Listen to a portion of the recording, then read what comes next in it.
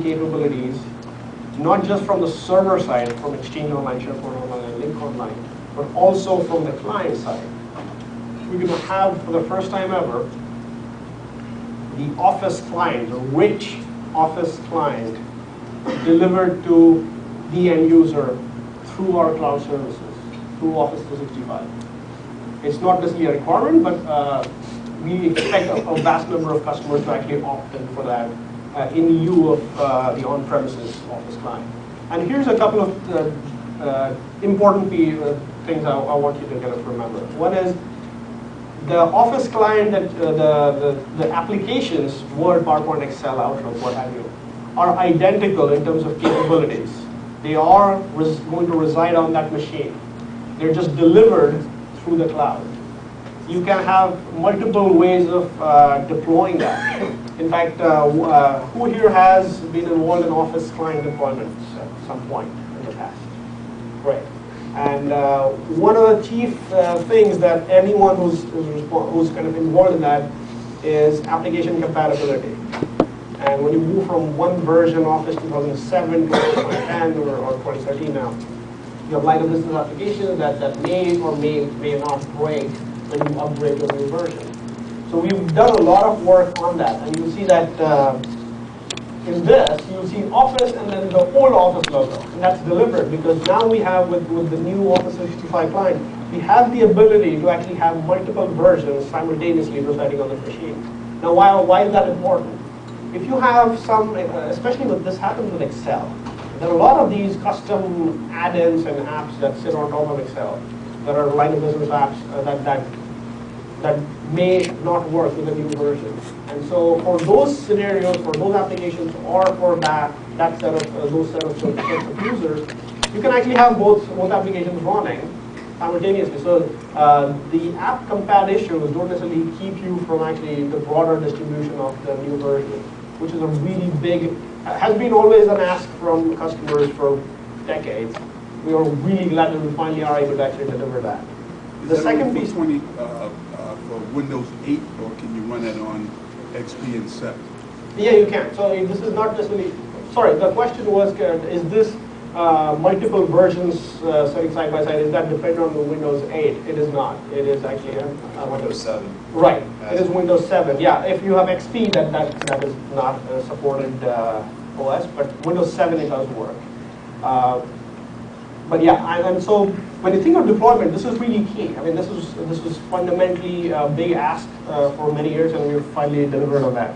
The second piece, which I think Don mentioned, was the ability to do stream through click to run, what we internally call click to run. With Office 365, you have a couple of ways of using it, and I'll touch on two scenarios. One is, and this is what we all did internally in Microsoft. We just basically went to the search engine URL, we clicked on it, and it started streaming down the actual bits, the actual client bits onto our machine for Word, PowerPoint, Excel, Outlook, and so on. Typically, I mean, it's almost like a half a gig or a gig of an application, right? An Office is a massive application. And traditionally, it would take, if you're doing an MSI push across your organization, it typically takes 40 minutes or sometimes more based on kind of the scenario there. We were able to typically do that in about less than 10 minutes. And I was able to do it in 4, but I was tethered, I was on a wired connection.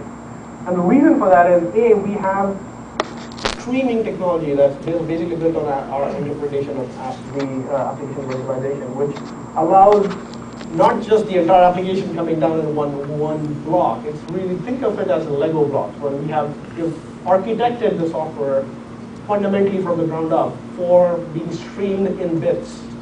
And so you, in about 10 or 20 seconds, I saw Word show up on my screen instantly. It's not that the entire Word application was on my machine, but the first skin was already there. And based on kind of what features I typically tend to use, or if I start clicking on it, it prioritizes those, and that dynamically brings in those pieces of the client on my machine first versus the other. So that's really a really smart way of deploying that on a machine. If you have situations where you're using someone else's computer, I mean, if I'm in my mother's basement and I'm using her computer for something, and that really is not a computer I want to install Office on, but I still want to use Word or PowerPoint through a rich client. How do I do that? Now, this is really a way you can actually have, through 365, have the rich client streaming down to that machine. I work on it for half an hour, and I exit out of it. It actually leaves no trace that the fact that that client actually existed on that machine and wipes it clean.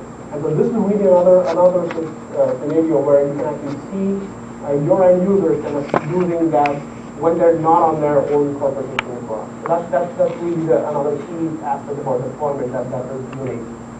The last piece is really the new app model, and with Office and SharePoint, we've really created this entire ability to kind of have a broader public marketplace of applications that developers and ISVs can create, and actually you can subscribe to or access them. Or you can internally create your own line of business applications that you can actually provide to your end users. And this is really based on HTML5 and JavaScript and PHP and all that. So it's a standard set of tools that you can kind of build on and really distribute to your end users very scalably, using the SharePoint platform as kind of the infrastructure to deliver that. And so with that said, sorry, I hit the blank button accidentally. With that said, let's go on to the last piece of this section, which is all the talk about cloud. Every single time I've had a conversation with, starting from my DPoS days, was always about, okay, this is great. What about the fact that I'm actually handing over a core capability that I today manage on premises within my own data center? I'm handing it off to Microsoft, and what if something happens? Who do I call? What happens? And what if my CEO is going to call me, and then what's the answer? And that's really something that we've taken really to heart. I mean, this is something, we are an enterprise business. The services that we're talking about today are all built from the ground up for strictly enterprise customers. So what that means is that we have completely separate data centers that are designed and architected and maintained for enterprise services. We will never mix Bing and Office 365 together. We will never mix SkyDrive and SkyDrive Pro together. Pro is for businesses, SkyDrive is for consumers. And that is really key. The way we manage reliability, the way we have N+1 redundancies, the way we have multiple power plants supplying power to a data center, I mean, that is all phenomenally more, and the redundancies are phenomenally more for our enterprise customers because we have to provide that level of reliability. We have a financially backed SLA, so which means if the service goes down, we actually pay you money back. We don't give you 3 more minutes of the same thing. And the point is not that you should be happy that you're getting money back. That's not the point. But the point is, we are putting our business on the line. If we do not deliver, we will not be profitable, and then that's not sustainable for us or for you. So we are actually putting ourselves in a position where we are going to do everything and anything that we can to make sure that our enterprise services, cloud services, are going to be truly enterprise grade.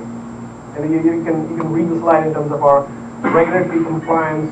If there are any healthcare companies here, HIPAA compliance is a big deal, and we are actually the only cloud service provider that actually has capabilities that are compliant with that. There's a question. Yes. How about PCI? I do not know that. I will get back to you on that. I'll connect with you offline after this. Yep. But so and the certifications again are not a one-time thing. We kind of get more certifications, and it's an ongoing process where they keep auditing our data center, keep auditing our processes, and so on. So this is not something that just happens once and we kind of leave it. This is an ongoing thing, and we're really proud of what we have been able to do, which is pretty unique in the entire industry. With that said, I think we're going to go back to a demo, because I've talked for too long, I think. And so Don, take it away from there. Okay, so